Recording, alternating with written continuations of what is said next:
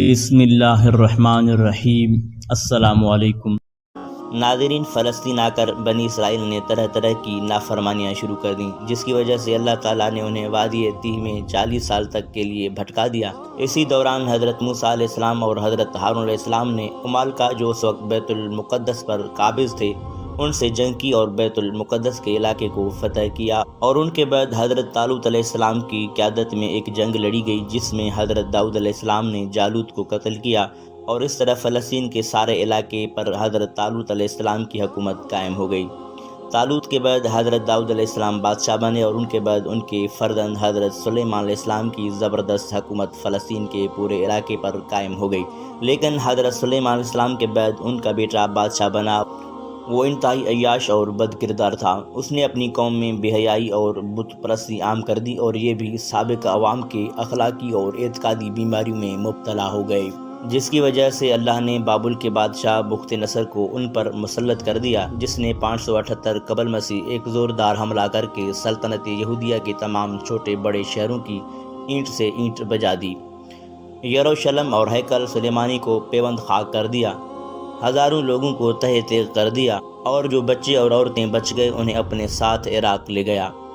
بخت نصر کی موت کے بعد وہ قیدی 70 سال بعد واپس فلسطین آ گئے، اور انہوں نے شہر یروشلم کو پھر آباد کیا اور چھوٹی موٹی ریاست تشکیل دی، لیکن پھر ان میں وہی خرابیاں رونما ہو گئیں، جس کی وجہ سے کبھی یونانیوں نے، کبھی بابلیوں اور کبھی رومیوں نے انہیں اپنا غلام بنایا۔ حضرت عیسیٰ علیہ السلام کے زمانے میں ان کے عوام ہی نہیں، علماء کا طبقہ بھی اس قدر گمراہ تھا کہ شرک، بدکاری، انبیاء کے قتل اور شراب نوشی وغیرہ کو گناہ تک بھی نہ سمجھتا تھا۔ ان یہودی علماء نے حضرت عیسیٰ علیہ السلام کو قید کرانے اور پھر سولی پر چاڑنے کے لیے طرح طرح کی سازشیں اور کس قدر نیچ حرکتیں کی، اس کی کچھ تفصیل موجودہ انجیلوں میں بھی مل سکتی ہے۔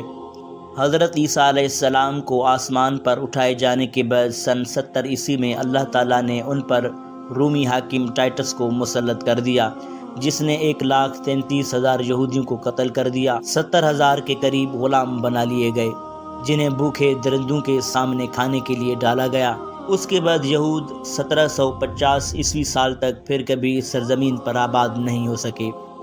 ناظرین، اسراء اور معراج کی رات نبی کریم صلی اللہ علیہ وسلم کا مسجد حرام سے مسجد اقصیٰ تک کا سفر، اور پھر وہاں سے 7 آسمانوں کی سیر، اور پھر آسمان سے بیت المقدس کی طرف نزول، اور پھر براق سے مکہ واپسی خود اس بات کے واضح اشارے تھے کہ اب بیت المقدس کی سرزمین جلد ہی اسلام اور مسلمانوں کے زیر سایہ آنے والی ہے۔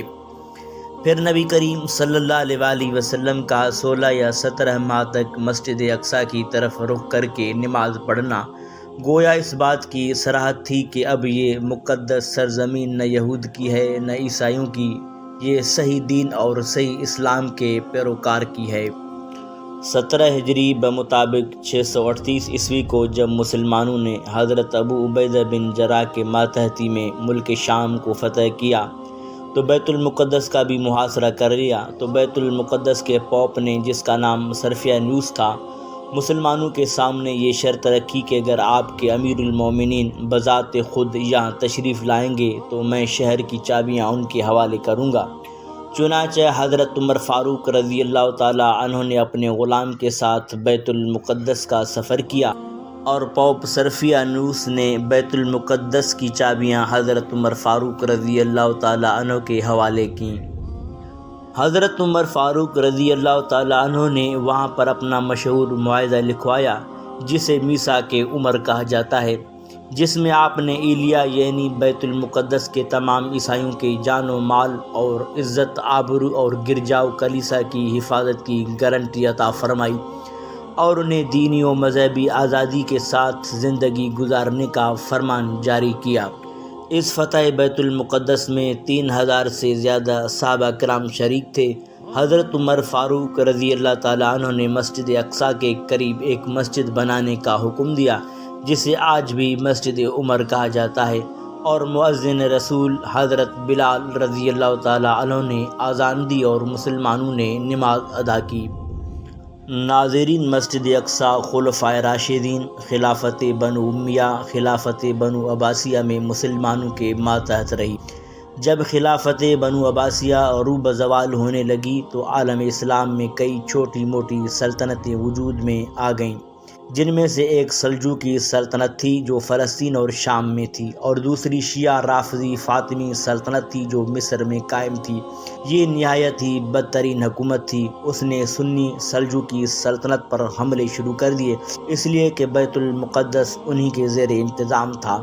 بالآخر انہوں نے بیت المقدس کو سلجوقیوں سے چھین لیا۔ جب یورپ کے عیسائیوں نے دیکھا کہ دو مسلمان ریاستیں بیت المقدس کے لیے آپس میں لڑ رہی ہیں تو انہوں نے 493 ہجری بمطابق 1099 عیسوی میں ایک زبردست حملہ کر کے بیت المقدس پر قبضہ کر لیا۔ بیت المقدس کا فاطمی گورنر افتخار الدولہ مالی فدیہ دے کر بھاگ گیا اور تمام مسلمانوں کو اس شیعہ خبیث نے صلیبیوں کے حوالے کر دیا، جنہوں نے ہزاروں مسلمانوں کو شہید کر دیا۔ عزتیں لوٹی گئیں، بچے بوڑھے عورتیں کسی کو بھی نہیں بخشا گیا۔ عین مسجد اقصیٰ کے اندر وہ قتل و خون کا بازار گرم کیا گیا۔ الامان والحفیظ، اس کے بعد مسجد اقصیٰ کو گرجا گھر میں تبدیل کر دیا گیا اور قبۃ الصخرہ پر صلیب نصب کر دی گئی، اور مسجد اقصیٰ کے برآمدے کو گھوڑوں کا استبل بنایا گیا، اور پھر 90 سال تک کے لیے مسجد اقصیٰ صلیبیوں کے ناپاک ہاتھوں میں چلی گئی اور عیسائی فلسطین کے ایک اچھے خاصے رقبے پر قابض ہو گئے۔ ناظرین، اللہ تعالیٰ نے اسی دور میں سلطان نور الدین زنگی کو سرزمین شام میں صلیبیوں کے مقابلے کے لیے کھڑا کیا۔ مسجد اقصیٰ فتح کرنے کے بعد صلیبیوں کے حوصلے اتنے بلند ہو گئے کہ انہوں نے مکہ مکرمہ اور مدینہ منورہ کی فتح کے خواب دیکھنے شروع کر دیے، بلکہ انہوں نے اپنا ایک لشکر جرار سمندری راستے سے رابغ روانہ کر دیا تاکہ وہاں سے یہ لشکر مکہ مکرمہ اور مدینہ منورہ دونوں پر حملہ آور ہو۔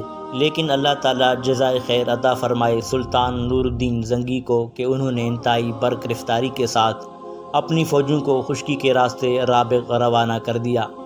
نور الدین زنگی کی افواج نے نہ صرف صلیبیوں کا مردانہ وار مقابلہ کیا بلکہ ان کو اس طرح ختم کیا کہ ان کا کوئی فوجی پلٹ کر پھر فلسطین نہیں جا سکا۔ اسی دوران سلطان زنگی کی وفات ہو گئی تو اللہ تعالیٰ نے ان کی جگہ غازی ملت سلطان صلاح الدین ایوبی کو بیت المقدس کی آزادی کے لیے کھڑا کر دیا، جنہوں نے بے شمار معرکوں میں یورپی صلیبیوں کو شرمناک شکستیں دیں، لیکن ان کی سب سے بدترین شکست حطین کے معرکہ میں ہوئی، جس میں 30,000 سے زیادہ عیسائی مارے گئے اور 30,000 سے زیادہ گرفتار ہوئے، جن میں اکثر یورپی ریاستوں کے شہزادے تھے۔ یہ معرکہ 4 جولائی 1187 عیسوی کو پیش آیا۔ اس معرکہ کے صرف 3 ماہ بعد سلطان صلاح الدین ایوبی نے بیت المقدس کو دوبارہ فتح کر کے مسجد اقصیٰ کو نصرانیوں کی غلاظت سے پاک کیا اور اس پر لگی ہوئی صلیب توڑی۔ ناظرین، جب تک بیت المقدس صلیبیوں کے قبضے میں تھا، سلطان صلاح الدین ایوبی مرغ بسمل کی طرح تڑپتے رہے۔ کسی نے ان سے اس کا سبب پوچھا تو اس اللہ کے شیر نے جواب دیا، مجھے کیوں کر خوشی اور کیسے کھانا اچھا لگے۔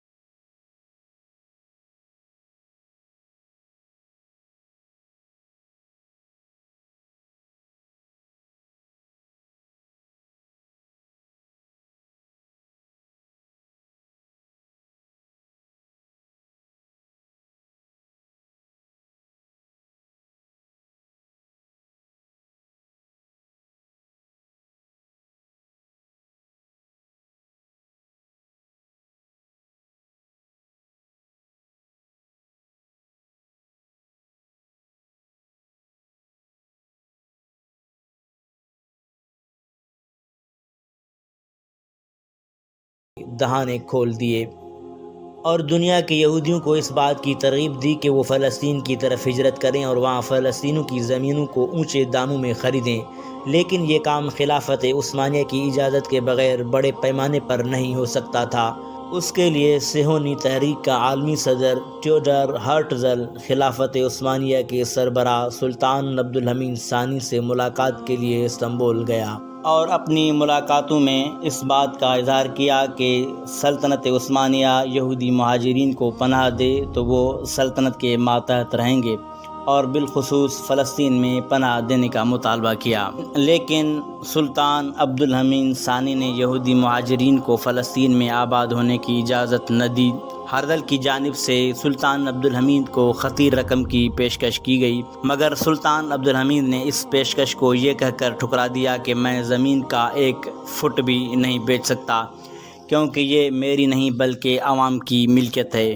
لیکن سلطان عبدالحمید کے سبکدوش ہونے کے کچھ عرصہ بعد فلسطین میں یہودیوں کی آباد کاری تیز ہو گئی۔ سال 1908 عیسوی میں لبرل گروپ ینگ ترکس نے ایک بار پھر پرزور تحریک چلائی۔ سلطان عبدالحمید نے پارلیمنٹ اور 1876 عیسوی کے آئین کو بحال کر دیا۔ آئین میں تبدیلیاں لائی گئیں اور خلیفہ عبدالحمید کے اختیارات کو مزید محدود کیا گیا۔